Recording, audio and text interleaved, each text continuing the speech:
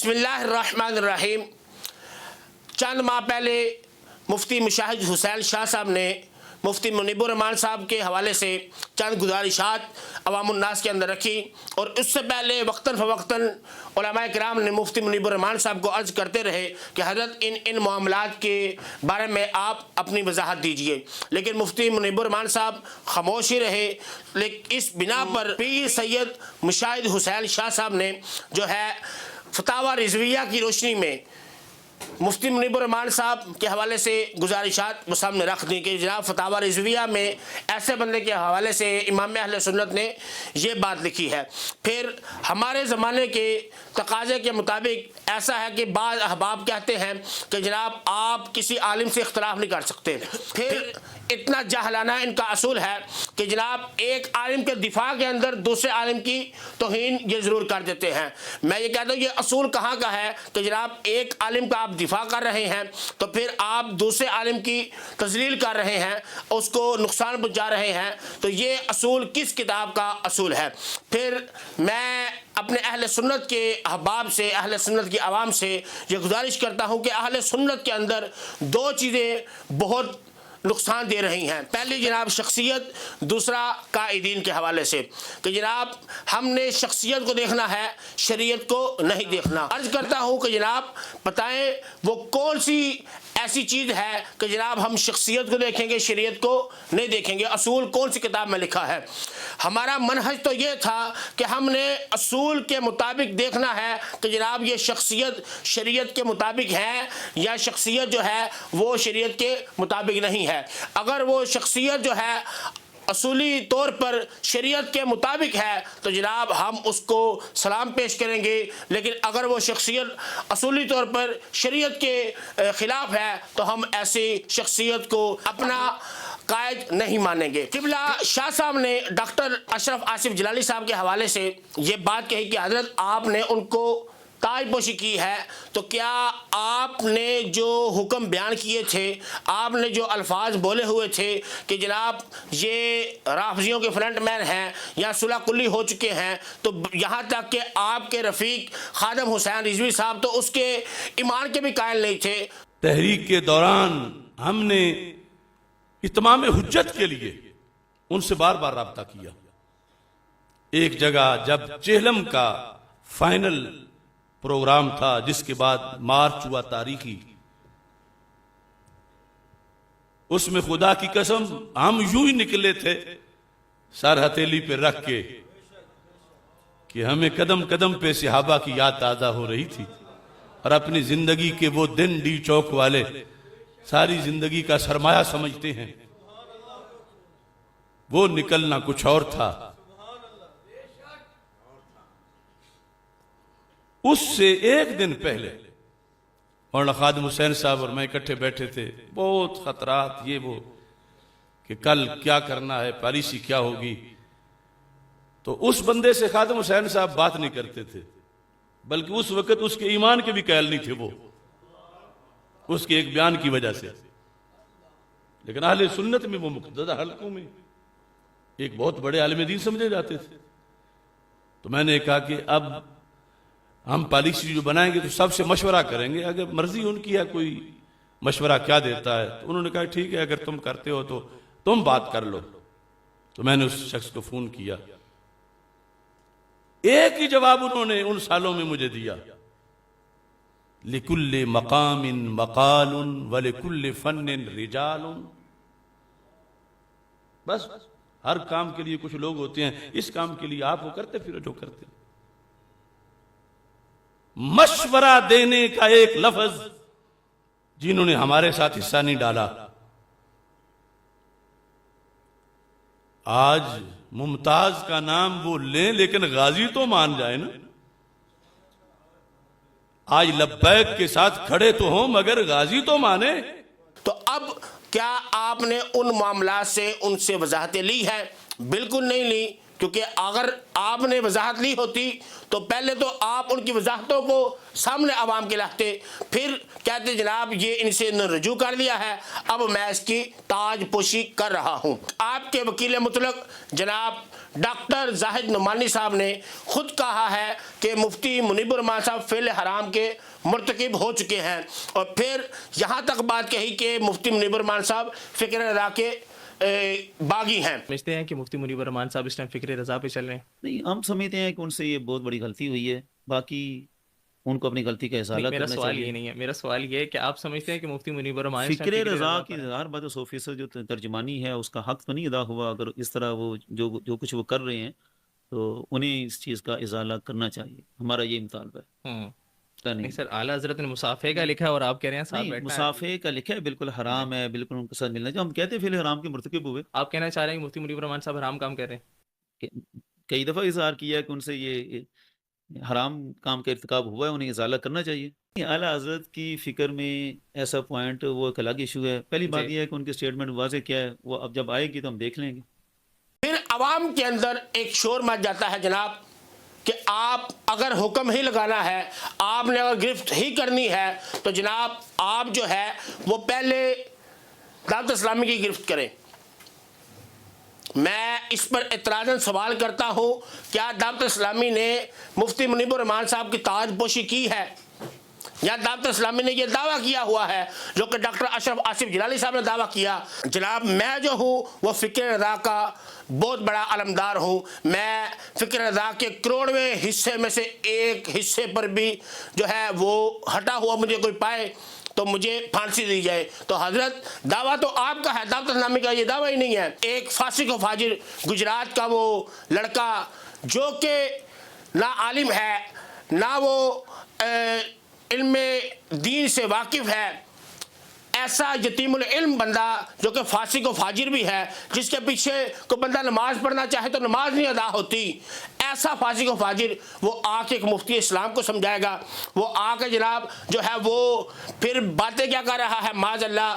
آب زمزم کی بوتل کے اندر شراب ڈال دی جا رہی ہے، یہ کوئی باتیں ہے کرنے والی؟ پھر معاذ اللہ سید کی ایسی توہین کر رہا ہے کہ کہتا ہے جناب جس طرح عورت اپنی عورت ہونے کا فائدہ اٹھاتی ہے، شاہ صاحب بھی اپنے سید ہونے کا فائدہ اٹھا رہے ہیں۔ ایسی بدتمیزی کی ہے، یہ ایسا جملہ ہے کہ اس لڑکے کے اوپر شرن حکم لگ جاتا ہے کہ وہ سید کا بے ادب ہے۔ اور پھر اسی کے شیخ نے قاری عبدالرشید اویسی صاحب نے انہوں نے تو کہا ہے کہ جناب علماء کا اختلاف ہے، ہم مفتی علیہ کرام کا ادب کرتے ہیں، تو یہ ادب کر رہے ہیں، اس کا پیر جو ہے وہ کہہ رہا ہے ہم مفتی صاحب کا ادب کریں گے، اور یہ بدبخت جو ہے انہیں کبھی کہہ رہا ہے جناب عورت ہونے کی مثالیں دے رہا ہے، کبھی زمزم کی بوتل میں شراب ڈالنے کی مثالیں دے رہا ہے۔ ایسا گھٹیا ترین شخص ہے۔ آپ کی منطق کو مانا جائے کہ آپ ڈاکٹر صاحب پر ہی اعتراض کر رہے ہیں، شاید آپ کے دل میں ڈاکٹر صاحب کے حوالے سے حسد ہے، بغض ہے، تو میں یہی بات آپ پر کرتا ہوں۔ ڈاکٹر صاحب نے خود کہا ہے کہ جب میں ان کی غلطی پکڑتا ہوں تو یہ کہتے ہیں جناب اس کے دل میں بغض ہے، چھوٹا ہو کے ہمیں سمجھا رہا ہے، یہ ہم سے حسد کرتا ہے۔ مجھے چھوٹا سمجھ کے یا بغض سمجھ کے کہتے ہیں کہ کوئی نہیں وہ بولتا رہے، یا کہ سب کی مشترکہ دلیل یہ ہے کہ میں جس کی بھی چوری پکڑتا ہوں وہ کہتا ہے میرا حسد کر رہے ہیں۔ تو پھر ڈاکٹر صاحب کے دل کے اندر کیا تھا وہ بتائے نا، ڈاکٹر صاحب نے یہ الفاظ کیوں کہے؟ پھر یہاں پر ایک اور بات، کئی احباب نے یہ کہا کہ مفتی منیب الرحمان صاحب کے متعلق بولنے پر جو ہے وہ شاہ صاحب کو ڈالر مل رہے تھے، تو میں کہتا ہوں جب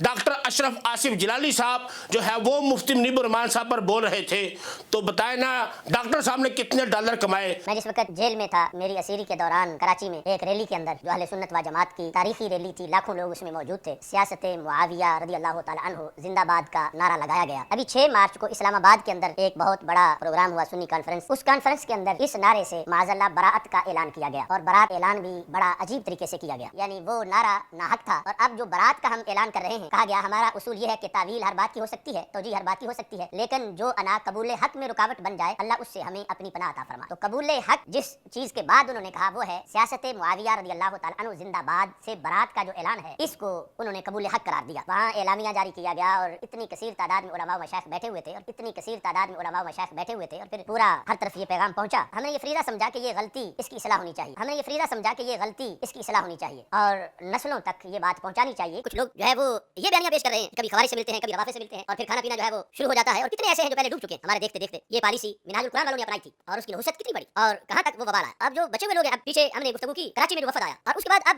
حیدرآباد میں بھی وہ وفد ایک اور روافض کا آ گیا، یعنی توجہ نہیں کی جا رہی کراچی میں جس وفد سے ایوارڈ لیا گیا جو ایران سے آیا تھا، اور پھر اس کا ہمارے جب اہل سنت و جماعت کے ایک حساس حلقے نے اعتراض کیا کہ کیوں ان سے ملاقات کی گئی، تو اس کا پھر ایک جواب دیا گیا، اور میں سمجھتا ہوں کہ جرم گناہ بدتر از گناہ کے زمرہ سے وہ جواب ہے، چونکہ غیر ملکی وفد تھا، چونکہ سرکاری تھا، چونکہ گھر آ گئے تھے۔ ارے جن سے بچاؤ کا حکم ہے وہ سرکاری ہو یا غیر سرکاری ہو، وہ ملکی ہو یا غیر ملکی ہو، دیکھنا تو یہ ہے کہ اب وہ علماء سو ہیں، بد عقیدہ ہیں یا نہیں ہے۔ اور ہمیں پتہ ہے جب وہ وفد یہ نہیں کہ ڈائریکٹ آ کر ان کے گھر کے سامنے اترا ہے، وہ تو ایک ہفتے پہلے ان کے پروگرام اسلام آباد میں ہوئے تھے، ہم دیکھ رہے تھے، اور انہی لوگوں کے ساتھ ہو رہے تھے جو لوگ صحابہ کو روزانہ گالیاں دیتے، یعنی وہ ایک ہفتہ پہلے کے پروگرام اس وفد کے جو مفتی اعظم کو بعد میں جا کے ملا راجہ ناصر عباس کے ساتھ ہو رہے تھے اسلام آباد کے اندر کنونشن سینٹر میں، ان کا پروگرام ہوا، سارے میڈیا پہ تصویریں موجود ہیں، اور وہی راجہ ناصر اس نوید عاشق کے سٹیج میں ساتھ بیٹھا تھا جو صحابہ کو، اہل بیت کو، قرآن کو، اللہ کے رسول صلی اللہ علیہ وسلم کو، اہل بیت و صحابہ رضوان اللہ علیہم اجمعین سب کو گالیاں بک رہا تھا، وہی اسی سٹیج پر ان کا میزبان تھا۔ اور کچھ لوگ یہ سمجھتے ہیں کہ شاید ملیں گے تو مسئلے حل ہوں گے، خاک مسئلے حل ہونے ہیں۔ اب کیا مسئلہ حل ہوا، کیا پیش کیا گیا، انہیں پہلے پتہ نہیں ہے، یہ کوئی بچے ہیں بوڑھے ہو گئے ہیں، ان کی کتابوں میں لکھا ہے لا ولا الا بالبراء، کہ جب تک صدیق و عمر رضی اللہ تعالیٰ عنہما کو گالیاں نہ دی جائیں مولا علی سے پیار کیے نہیں جا سکتی، ان کے مذہب کی کتابوں میں لکھا ہوا ہے، یہ محض بہانے ہیں اور جرم گناہ بدتر از گناہ ہے۔ پیش کیا انہوں نے آگے سے کیا کہا کہ ہمارے مراجع جو ہیں وہ تو کہتے ہیں مقدسات اہل سنت کا ادب کیا جائے، لیکن یہ لوگ نہیں کرتے، ہم کیا کر سکتے ہیں۔ یہ پورا جو کردار تھا اور جو جواب ہے یہ مراجع کو دھلا ہوا پیش کرنے کی کوشش کی گئی، کیونکہ مراجع تو ٹھیک ہے، یہ ذاکر خراب ہے، یا وہ تو ایرانی تو ٹھیک ہے، یہ پاکستانی خراب ہے، یا جو برطانیہ سے لے رہے ہیں وہ خراب ہے، خمینی تو ٹھیک ہے اور یہ خراب ہے، فلاں فلاں نہیں، خمینی کی کتابیں ہوں یا مراجع کی کتابیں ہوں، مفتی اعظم، یہ سب کچھ اس میں موجود ہے، تم کس منہ سے یہاں ان کے وکیل بنے ہوئے ہو، یہ جو بکتے ہیں سب کچھ ان کی کتابوں میں آپ کو دکھا دیتا ہوں، اور اگر کوئی کوشش کرنی تھی تو وہ تو آپ لے کے مطالبہ بھیج بھی سکتے تھے، ان سے جواب لے سکتے تھے۔ یہ جو مجمع تقریب بین المذاہب ہے یہ تو ان کا ایک ٹولہ ہے شکار کرنے کے لیے، اور اس کے لیے یہ ضروری ہے کہ بہت قدر اور شخصیت ہو اور اس کے پاس جائیں۔ یہ تو وہ جو اہل حرم کا سوداگر بیٹھا ہے اسلام آباد میں نئی لفظ کو بیچ رہا ہے، آپ سے پہلے اس کے پاس کیوں کیا تھے، اس کی کیا علمی حیثیت اور کیا قیادت ہے اس کی، سوائے اس کے وہ اہل سنت و جماعت کا ایک سوداگر ہے اور نظریہ اہل سنت کو فروخت کرتا ہے، وہ یہ تو آج بھی چکر لگا کے کچھ ہمارے بھولے ہوئے ورکر کہتے ہیں کہ نہیں یہ بات ہوگی تو آگے بڑھے گی، کتنی بار ہوئی بات، اب وہ ملاقات ہوئی تو توہین ہوئی۔ اب حیدرآباد میں ابو الخیر نے ملاقات کی، کہنے کو تو ابو الخیر، مگر گود میں شر کہاں سے آ گیا، دارالعلوم کا نام مجددیہ رکھا رکن الاسلام، اور اگر آج مجدد زندہ ہوتے تو ان کو کہاں سے پکڑتے، اتنے پلیتوں کو پاس بٹھاتے ہو اور ہمارے نام استعمال کرتے ہو، اور یہ وہاں ان کے دروازے پر اچانک آ گئے تھے اور یہاں ان کے دروازے پر اچانک آ گئے ہیں، اور روزانہ سندھ میں صحابہ کو تباہ کیا جا رہا ہے، روزانہ ہو رہا ہے، حیدرآباد میں، لاڑکانہ میں، سکھر میں، کراچی میں، اور یہ روزانہ بیٹھ کے جھپیاں ڈال کے کھا پی رہے ہیں، اور ہم جس وقت درخواست کرتے ہیں اب ہمارا اس میں مفاد کیا ہے، صرف یہی ہے کہ جس کا رد کریں گے اس کے لونڈے ہمیں گالیاں دیں گے، بظاہر تو یہی ہے ہماری مخالفت تو اس لیے بھی اوپر سے ہو رہی ہے، ہمارے نام سے سب کچھ بند ہے، تصویر لگائیں فیس بک پہ کہیں، کیونکہ امریکہ کا ایجنڈا ہے وحدت ادیان، وہ کہتے ہیں انسانیت کی بنیاد پہ ثابت ہو جاؤ، یہ چھوڑو یہ مسلم ہے یہ کرسچن ہے، اب اس کے نیچے وحدت مسالک ہے، اسی کا ایجنڈا پورا تب ہوتا ہے جب یہ صلح کلیت اسی کا بھیجا ہوا ایک تحفہ ہے، ان لوگوں کو اوپر سے چھتری ہے اوپر ہاتھ ہے، اس لیے منہاج القرآن کے سرزنے کو اپنی گود میں بٹھایا ہوا ہے، اور بڑے بڑے ہمارے پکے لوگ آج یہ لاہور میں ایک سرکس چلتا ہے کیونکہ مسجدوں میں باری باری سارے وہاں جاتے ہیں یاترا کرنے کے لیے، اسلاف کی فکر کو چھوڑ کے نام میں نہیں رکھیں، رزق رکھیں، سب رکھیں، اور پھر وہاں جا کر چکر لگا، ساری زندگی کے ایسے مدرس ہیں صرف تنخواہ کی خاطر منہاج القرآن داخل ہو گئے، ایک تنخواہ مل رہی ہے اور منہاج القرآن نے ان کو روافض کے چرنوں میں جا کے داخل کرا دیا۔ ہمارا کام گالیاں لے کر گالیاں کھا کے بھی ان کو سمجھانا ہے کہ باز آ جاؤ، فتوائے فتنہ نہ بنو، اور یہ تمہاری بونگی دلیلیں ہیں، بوگس ہیں، اور ان میں سے بہت سے ایسے جو پھیلے دیکھے ان کے چھوٹے چھوٹے ان کے جا کے پہلے دفتر میں چکر لگاتے رہتے ہیں، اور پھر حاج صاحب یک بار نہیں ہوتا، پہلے کافی اس پہ ورک ہوتا، اچانک میڈیا لے کے مہمان دروازے پہ نہیں آتا، پہلے دوستیاں ہوتی ہیں پھر یہ سارے سلسلے ہوتے ہیں، اس واسطے میں پھر ایک بار ان سے درخواست کرتا ہوں کہ بد عقیدہ وہ روافض کا ہو یا خوارج کا ہو، وہ قوم سے آئے یا نجد سے آئے، وہ سرکاری ہو وہ غیر سرکاری ہو، وہ بلایا جائے وہ آپ آ جائے، وہ عالم کے پاس آئے یا جاہل کے پاس آئے، یہ ایک ہی مسئلہ ہے، اس واسطے یہ لوگ ذرا اپنے ناموں کو دیکھیں، اپنے مدارس کے ناموں کو دیکھیں۔ اب وہ جو ابو الخیر صاحب ہیں ان کا جو مدرسہ ہے اس کی مسجد کا امام دیوبندی ہے، بلکہ مسجد ہے دیوبند کے ساتھ 7 سال سے مدرسہ کی مسجد دیوبند کے پاس ہے، اور مدرسہ کے اندر پھر مہمان وہ رفضیہ کے بیٹھے ہوئے اور خود اہل سنت کے لیڈر ہیں۔ کتنے لاکھوں ڈالر کما کے محلات بنائے، یہ اعتراض الٹا انہی پر ہوتا ہے۔ بہترین جواب یہ ہے سیدی اعلیٰ حضرت علیہ رحمہ کا منہج جو ہے وہ یہی ہے کہ ہم نے صحیح عقیدہ سنی کی بات ماننی ہے، اور پھر منیب الرحمان صاحب کے جو معاملات ہیں چاہیے انہیں کہ وہ مفتی منیب الرحمان صاحب کے معاملات اپنی وضاحت دے کہ یار میری مراد یہ تھی، میرا کہنے کا مقصد یہ تھا، یا میں ان معاملات سے توبہ کرتا ہوں، رجوع کرتا ہوں، وہ اپنی وضاحت پیش کریں۔ ہم یہ نہیں کہتے جناب ہمارے سامنے پیش کریں، وہ سوشل میڈیا پہ آ کے کہہ دیں میری مراد یہ تھی، تو ہم اس مراد کو قبول کرنے کے لیے تیار ہیں، لیکن حضرت مہربانی فرمائے جو ڈاکٹر صاحب کا جملہ تھا جنازوں کا مسئلہ ہے، تو جناب یہاں پر بھی جنازوں کا مسئلہ ہے۔ اب بات میں آگے نہیں کرنا چاہتا کہ کچھ چیزیں ایسی ہیں کہ ابھی تک ہم خاموشی اختیار کیے ہوئے ہیں۔ اللہ تبارک و تعالی ہمیں عمل کی توفیق عطا فرمائے، اور ایسے نادان طلباء جو کہ علماء کی پگڑیوں کو اچھال رہے ہیں، سادات کا ادب نہیں کر رہے، سادات کا احترام نہیں کر رہے، یہ شاید انہی کی تربیت نظر آ رہی ہے۔ سید کو کبھی وہ لائن کیا رہے ہیں، کیونکہ ڈاکٹر صاحب نے بھی عرفان شاہ صاحب کو جو ہے وہ لال شاہ کہا تھا، اور یہ انہی کی تربیت نظر آ رہی ہے۔ اگر انہیں پتہ ہے کہ سید عرفان شاہ صاحب جو ہیں وہ کافر ہو گئے پھر تو کہے نا، جو کہ فتاوی رضویہ میں تو یہ ہے کہ اگر سید جو ہے فاسق ہو، فاجر ہو، یہاں تک کہ وہ تفضیلی ہو، مولا کائنات کو ابوبکر صدیق اور عمر بن خطاب رضی اللہ تعالی عنہما سے بڑھانے والا ہو، تب بھی اس کا احترام ہے۔ تو بتائیں نا وہ کون سا ایسا جملہ ہے عرفان شاہ صاحب کا کہ جناب اس کی بنا پر وہ لعان شاہ ہو چکے ہیں؟ وہ جملہ بتایا جائے۔ سید عرفان شاہ صاحب کی جو ہے آپ نے سنیت سے خارج کرنے پر دلیل پیش کرنی ہے۔ اللہ تبارک و تعالی ہمیں عمل کی توفیق عطا فرمائے، آمین بجاہ النبی الامین صلی اللہ تعالی علیہ وآلہ وسلم۔